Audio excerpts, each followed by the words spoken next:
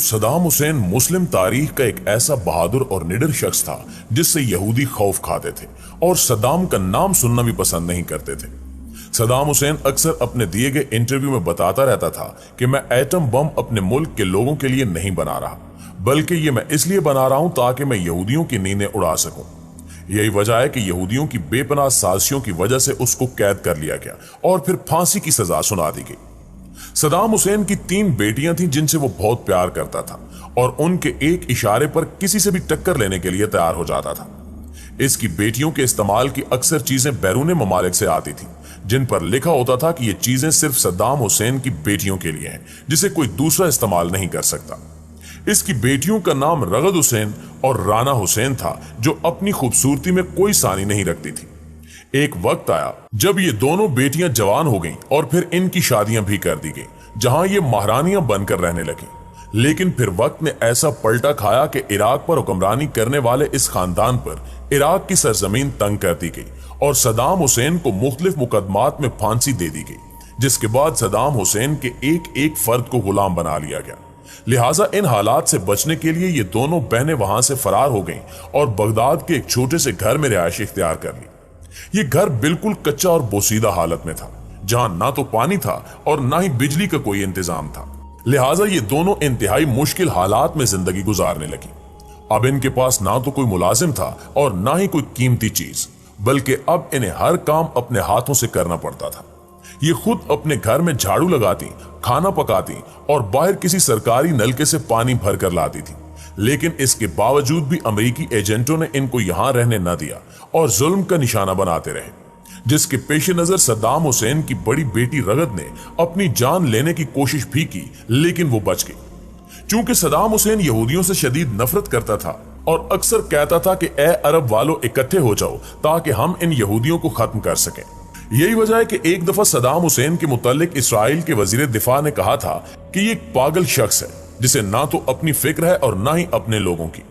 सद्दाम हुसैन कुफार की आंख में आंख मिलाकर बात करने का आदी था और जब भी कोई यहूदी सद्दाम हुसैन को साजिश का हिस्सा बनाना चाहता तो उसे हमेशा मुंह की खानी पड़ती। दोस्तों, यही वो हुक्मरान था जो एक खातून की फरियाद पर इसराइल पर चढ़ दौड़ा था और इसराइल के दारुल हुकूमत पर 40 मिसाइल दाग दिए थे।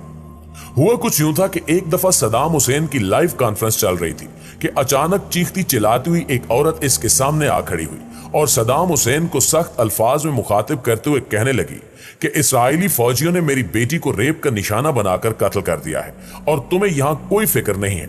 तुम ऐशो आराम की जिंदगी बसर कर रहे हो और उधर हम पर मजालिम के पहाड़ तोड़े जा रहे हैं। उस औरत ने मजीद कहा कि रोजाना हमारे घरों से इस्राएली फौजी हम सब की आंखों के सामने हमारी बहनों बेटियों को अगवा करके ले जाते हैं, जिनको बाद में कत्ल करके फेंक दिया जाता है और हमारे छोटे छोटे बच्चों को सड़कों पर घसीट घसीट कर मार दिया जाता है। क्या तुम्हें इन औरतों, बूढ़ों और बच्चों की चीखें सुनाई नहीं देती जो रोजाना इस्राएली फौजियों की गोलियों का निशाना बनते हैं? क्या तुमसे उन औरतों, बच्चों और बूढ़ों की चीखों का हिसाब नहीं लिया जाएगा? उस औरत की यह बात सुनकर सद्दाम हुसैन रोने लगा और कहा कि अब इस्राइल का कोई भी शख्स सुबह का सूरज नहीं देख पाएगा और जिस तरह यहूदियों ने हमारी माओ बहनों को रुलाया है, मैं इसी तरह इनकी चीखें निकलवाऊंगा और इनको तहस नहस करके रख दूंगा।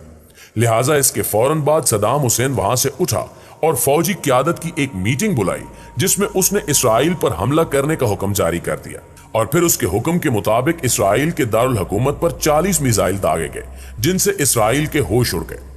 सद्दाम इतना ताकतवर और अपनी मर्जी पर चलने वाला शख्स था कि कोई भी मुल्क ये पूछने की जुर्रत भी न कर सका कि इसने ये मिसाइल क्यों दागे हैं। इन 40 मिसाइलों ने इस्राइल के दारुल हुकूमत तेल अवीव को मिट्टी में मिला दिया, जबकि बड़ी बड़ी इमारतें तबाह बर्बाद हो गईं और हजारों यहूदी जहन्नुम वासिल हुए। सद्दाम हुसैन ने ये 40 मिसाइल एक एक करके दागे थे। मतलब जब यहूदी इमदादी टीमें अपने मरने वाले यहूदियों को उठा रही होती थी तो ऊपर से एक और मिसाइल गिर पड़ता था जो उनको भी मौत के मुंह में भेज देता था। इस तरह यह दिन यहूदियों की जिंदगी का आखिरी दिन लग रहा था। लिहाजा तमाम यहूदी चूहों की तरह अपने अपने घरों में छुप गए और मरने वाले यहूदियों की लाशें वैसे ही सड़कों पर पड़ी रहीं जो कुत्तों की ग़िज़ा बनी। सद्दाम हुसैन के हमलों से लगता था कि आज कोई एक भी यहूदी बच नहीं पाएगा, लेकिन अल्लाह को कुछ और ही मंजूर था। आखिरकार कुछ यहूदी इन हमलों से बच निकले, मगर आज भी यहूदी सदाम हुसैन को हिटलर सानी का नाम देते हैं और सदाम का नाम सुनते ही थर थर कांपने लगते हैं। नानीग्रामी, चूंकि अब यहूदी और दीगर कुफार जान चुके थे कि अगर अब हमने इराक को ज़ाहिरी तौर पर छेड़ने की कोशिश की तो ये हमारी नस्लें तबाह कर देंगे, लिहाजा ये अंदर ही अंदर इराक और सदाम हुसैन के खिलाफ मुख्तलिफ साजिशों में मसरूफ हो गए और अमेरिका और इसके इत्तेहादियों ने अपने तहफ़्फ़ुज़ के लिए इराक पर हमले का इरादा बना लिया। इस मंसूबे को बैनुल अक़वामी सतह पर दुरुस्त साबित करने के लिए एक बड़ा खेल खेला गया और अमेरिका, बरतानिया और इनके इत्तेहादियों ने सदर सदाम और इराकी हुकूमत पर बच्चों के अस्पताल पर हमला करने का इल्जाम आयद कर दिया, जिसको साबित करने के लिए आलमी मीडिया के बड़े बड़े इदारों को अरबों डॉलर खिलाए गए और दिन रात प्रोपेगेंडा वीडियोस चलवाई गईं। और फिर जब बैनुल अक़वामी सतह पर अमेरिका ये बयानियां फैलाने में कामयाब हो गया कि इराकी हुकूमत जंगी जराइम में मुलव्विस है, तो इस बात को और बच्चों के अस्पताल पर हमले को जवाज बनाकर इसने ऑपरेशन डेजर्ट स्टॉर्म के नाम से इराक पर जंग मुसल्लत कर दी और हमला करने के बाद अपने इस इक़दाम को दुरुस्त साबित करने के लिए अमेरिका और इसके इत्तेहादी मुसलसल ये बात दोहराते रहे कि इराक के पास वसी पैमाने पर तबाही फैलाने वाले हथियार हैं और ये दुनिया की सालमियत के लिए बहुत बड़ा खतरा है। इसके अलावा इराक पर जौहरी हथियार बनाने और हासिल करने का इल्जाम भी लगाया गया। फरवरी 2003 में अमेरिका और इसके इत्तेहादियों ने इराक पर दूसरा हमला किया और इराक पर कब्जा कर लिया, लेकिन अपने किसी भी इल्जाम को साबित करने में नाकाम रहे।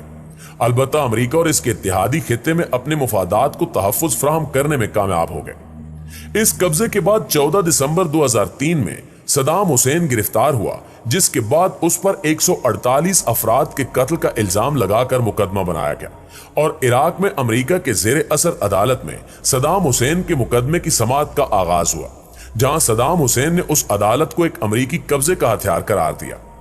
इस मुकदमे के जज ने जब अमेरिकी सरकार की मर्जी का फैसला देने से इनकार किया तो उस जज को मुलजिम से हमदर्दी रखने के इल्जाम में बरतरफ कर दिया गया और एक नया जज आ गया, जिसने मुकदमे के आखिरी मराहिल की समाअत की, जबकि इस तमाम तर अदालती कार्रवाई के दौरान सद्दाम हुसैन अमेरिकी तहवील में रहा और मुकदमे की समाअत के दौरान सद्दाम हुसैन के 3 वकीलों को भी कत्ल किया गया, जिस पर सद्दाम हुसैन ने भूख हड़ताल की।